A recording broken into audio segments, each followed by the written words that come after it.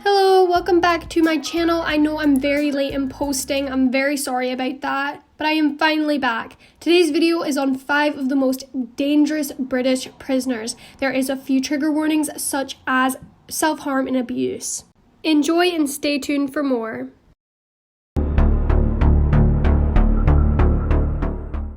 Joanna Dennehy was born in 1982 and grew up near St. Albans, Hertfordshire, living with her mother Kathleen, her father Kevin, and her sister Maria.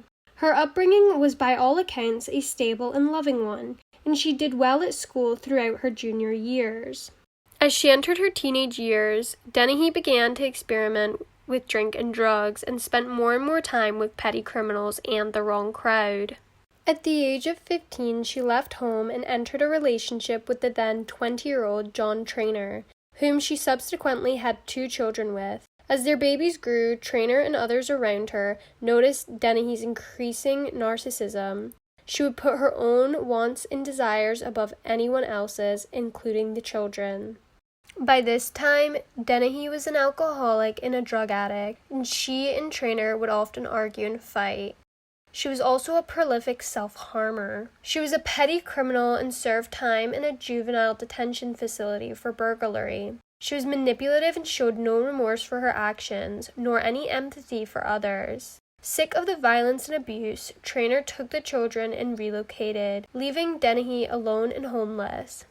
In 2012, Dennehy was arrested and convicted of theft. She underwent psychological testing whilst in prison. She was diagnosed with antisocial personality disorder with underlying psychopathic traits. Some things that were noted were her rage, impulsivity, violence, and anger, and also she showed no remorse when she harmed other people. She was prescribed medication to regulate her moods, and in 2013, Joanna met 48-year-old Kevin Lee in the town of Peterborough. Lee rented out cheap rooms to people who were vulnerable. Lee began paying rent for Dennehy, and the pair entered an intimate relationship. Joanna acted as Lee's paid enforcer, threatening and intimidating people into paying outstanding rent and other debts. With her paid rent, a porter of sorts, and a paying job, Joanna Dennehy felt like her life was more stable than it had ever been in a long time. Convinced that she was in control, she stopped taking her antipsychotic medication. Dennehy is a serial killer, and she committed the Peterborough ditch murders. It was reported that she had wanted to kill 9 men in total to be like the notorious killers Bonnie and Clyde. Her first victim was on March 19, 2013. She murdered 31-year-old Polish immigrant Lucas Slabajewski. He received a text from Dennehy and is thought to have believed that there was some chance of a romantic relationship. After a night of drinking at Dennehy's flat, Dennehy persuaded Lucas to put on a blindfold as a part of what she said was a game. With her victim's eyes covered, Dennehy stabbed Lucas to death. Unable to dispose of the body alone, Dennehy called upon Gary Richard, also known as Stretch, a known criminal and an associate of hers. Richard is a 7-foot 3-inch giant of a man who was smitten with Dennehy and was happy to do anything he could to help her. Richards arrived at the flat with an associate of his, Leslie Layton, and together the pair relocated Lucas's body to a wheelie bin outside a nearby block of flats. A day later, the body was retrieved and thrown into a ditch in the Peterborough countryside. Dennehy's second victim was John Chapman, whom she murdered on the 28th of March 2013. Chapman was Dennehy's neighbor and they lived in the same complex. Chapman passed out whilst he was drunk. Using the same knife that she had killed Lucas with, she stabbed Chapman to death. Again, Richards and Layton were called upon to help dispose of the body, and Chapman's remains were dumped in the same ditch as those of Lucas's. The next day, March 29, 2013, Dennehy invited Kevin Lee to her flat. There, Lee was stabbed to death. And in a last act of cruelty, and possibly to humiliate Lee, she dressed his body in a black sequin dress and arranged his body in a sexual pose in a ditch. Just a few miles away from Dennehy's first 2 victims, once again with the help of Richards. After killing her third victim, she phoned up Richards to sing the Britney Spears song, Oops, I Did It Again. On April 2, 2013, Dennehy and Richard contacted an associate of Richards named Mark Lloyd. Once in the car with the pair, Lloyd was shocked and appalled at Dennehy's boasts of having murdered people and wanting to do it again. Whilst driving around, Dennehy leaped from the car and stabbed 64-year-old Robin Berza in the shoulder, then jumped back into the vehicle as he collapsed on the ground in a pool of his own blood. 9 minutes later, Dennehy attacked another man, 57-year-old John Rogers, stabbing him severely. Berza and Rogers survived their frenzied attacks on the 2nd of April and were able to describe their attackers to the police. Kevin Lee had a wife and family, and he was reported missing. His body was found on the 30th of March, and the 2 other victims were discovered on the 3rd of April. Upon her arrest, Dennehy is said to have been calm to the point of coldness. She can also be seen laughing in CCTV footage. As she was led to her cell, she is said to have sung Singing in the Rain. While on remand before the trial, prison staff found an escape plot in Dennehy's diary. The plan involved killing or seriously injuring a prison guard, severing off one of their fingers, and using it to fool the biometric system in the prison. Dennehy was placed in solitary confinement from September 2013 to September 2015 because of the plot. Dennehy is only one of 3 women in the United Kingdom to be told that her life sentence should mean life, and she was given a whole life tariff, meaning she should never be released. The other 2 women being the deceased Moore's murderer, Myra Hindley, and the serial killer, Rosemary West. Dennehy takes rivalry seriously. On the arrival at HMP Bronzefield, after sentencing, she sought out West. Dennehy immediately sought to become the top dog of the high-security Surrey prison. Allegedly, between 5 and 20 minutes after first arriving at the prison, she said that she was going to kill Rose West. West was moved for her own safety. However, that didn't calm Dennehy down. She is now widely regarded as the most dangerous female inmate in the country. Mark Hobson was born on the 2nd of September 1969. Hobson's childhood was described as a happy and stable one. In 1991, Hobson moved in with his childhood sweetheart and her 2 children from another relationship. They married in 1993 after the birth of their daughter. His wife described him as the perfect husband until New Year's Day, 1999. He walked out on his family without giving a reason and began using cannabis and drinking heavily. In 2001, Hobson stabbed a man 5 times in the chest in a daylight attack in front of shoppers, leaving him with a punctured lung. Hobson admitted grievous bodily harm and escaped jail, receiving a community punishment. In another incident, Hobson was seen putting a knife to a man's eye in 2003, and 2 different women said he had beaten them. His violence progressively got worse, and then he hooked up with a new partner, Claire Sanderson. Mark's rages were violent and horrifying. He poured bleach over Claire, he hit her with a wine bottle, and a friend once had to stop him from attacking her with a dumbbell. But unfortunately for Claire, that was not the worst to come. In July 2004, he murdered Claire with a hammer and lured her twin sister Diane to the flat. Once the unsuspecting Diane arrived, Hobson brutally tortured and assaulted Diane before killing her. Hobson's savage frenzy continued 25 miles away in Stretton's Hall, where he burst into a home of an elderly couple, James and Joanne Britton, and slaughtered them. At first, there were no apparent connections in the murders, but DNA samples proved a link, and a manhunt was launched for Hobson, involving hundreds of police officers. After 8 days on the run and sleeping rough, Hobson was arrested near a petrol station in a field 6 miles from York, after a tip-off from a member of public. In September of 2005, Hobson attacked Ian Huntley, a child killer who was convicted of murdering 2 girls. Hobson threw a bucket of boiling water over the killer. His willingness to attack other prisoners, combined with the sheer viciousness of his murders, makes Hobson extremely dangerous, and prison authorities are always required to watch him extremely closely. Damien Fowkes, who is now aged 45, was convicted of multiple armed robberies and was serving a life term. He made a homemade weapon to slash Ian Huntley, the child killer's, throat in Franklin Jail in March 2010. Huntley was in hospital for 3 days and needed 21 stitches. He was then moved to another high-security prison near York in February, where he also strangled child killer Colin Hatch with strips of bedding. But then, on October 2, 2016, Kevin McCarthy slit Fowkes' throat from behind with a homemade blade. There was no clear motive for the attack. Staff say it was sheer luck that Fowkes was able to survive this violent attack.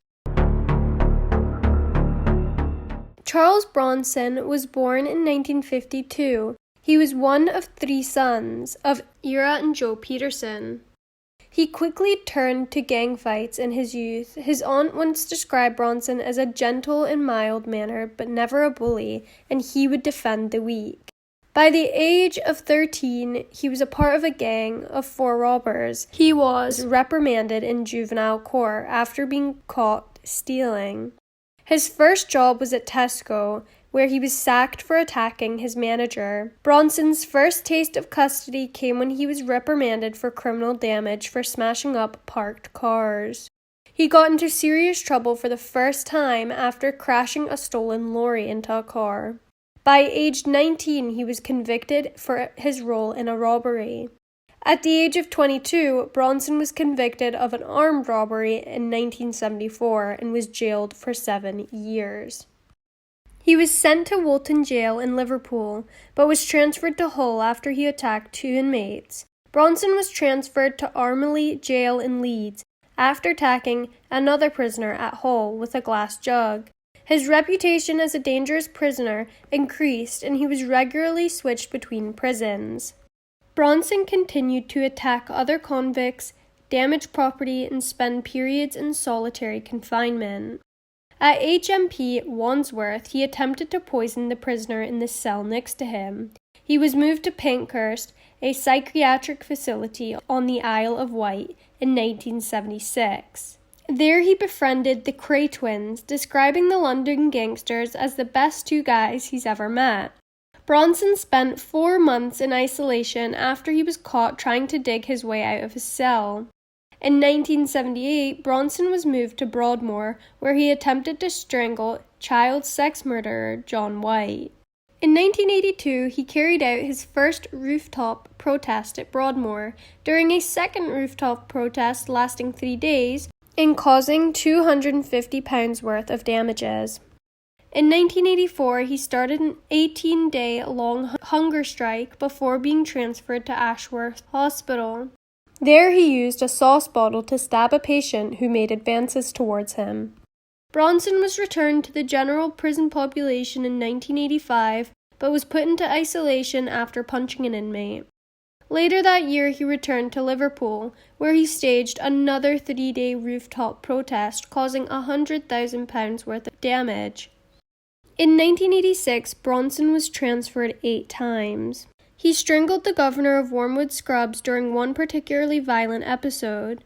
Bronson finally finished up his sentence and was released in 1987. He began a short-lived career in bare-knuckle boxing in the East End of London. However, on New Year's Day 1988, he robbed a jewellery shop. And on his 69th day of freedom, he was apprehended and arrested. He was still being transferred throughout different prisons for attacking other inmates and prison officers and throwing water on the governor. However, in 1989, in Longlarton Jail, he ran riot in the nude, clutching onto a spear he had fashioned out of a broken bottle and a broom handle. Bronson was released from prison in November 1992, but was arrested over a robbery conspiracy 53 days later and was subsequently given an 8-year sentence. Whilst on remand, he took a civilian library hostage and demanded an inflatable doll, a helicopter, and a cup of tea from police negotiators. And then in 1994, he attacked a governor at High Down. In 1996, he took a prison doctor hostage at Birmingham. Later that year, an Iraqi hijacker bumped into him in the canteen and did not apologize. Bronson then took 2 other Iraqi hijackers along with another inmate hostage in a cell. He forced the hijackers to tickle his feet and call him general. He demanded a plane take him to Libya, 2 submachine guns, and then 5,000 rounds of ammunition and an axe. In October 1996, Bronson took another man hostage but released him 30 minutes later after coming to his senses. In January 1999, he took a civilian education worker hostage as he had criticized one of Bronson's drawings. The siege lasted 44 hours, and he had torn up the prison, and then he released the man. In 2002, he published Solitary Fitness, a guidebook on physical training in a confined space. He is a fitness fanatic and allegedly does 1,000 to 2,000 push-ups a day to keep fit. Bronson announced in 2014 that he was changing his name to Charles Salvador. Due to his record of violent anger and mental illness in prison, Bronson is one of the highest profile criminals in Britain, and he has been featured in books, interviews, and studies in prison reform and treatment. Bronson has not been given an official release date, as he is being held indefinitely. I really recommend watching this YouTube documentary on Charles Bronson. It's a real eye-opener with the UK's prison system, and it gives you more insight on why he might act like this.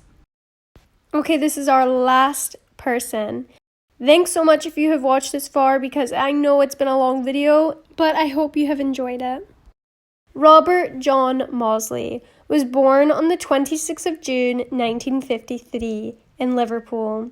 It was later reported that Robert was one of 12 children who grew up in a family home on a council estate in Speke. Family life for Robert was not a pleasant one, and from a young age he was regularly beaten by his parents. Before Robert's 2nd birthday, him, his brothers, Paul and Kevin, and his sister Brenda were taken into care after social services found the children suffering from parental neglect. Therefore, for the first few years of his life, Robert spent his time at Nazareth House, a Roman Catholic orphanage based in Liverpool. The 4 children were doing very well in Nazareth House and felt safe. His parents would occasionally visit. It was later in life when it was decided that the children would return to their family home. This is a quote from Mosley. "All I remember of my childhood is the beatings. Once I was locked in a room for 6 months, and my father only opened the door to come in and beat me 4 or 6 times a day. He used to hit me with sticks or rods, and once he burst a .22 air rifle over my back."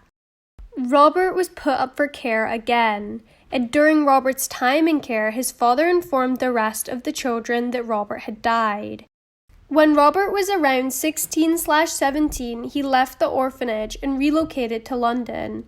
It's unsure if Robert had dreams that he wanted to pursue, but instead he fell into a life of drug addiction and working as a rent boy on the streets of London.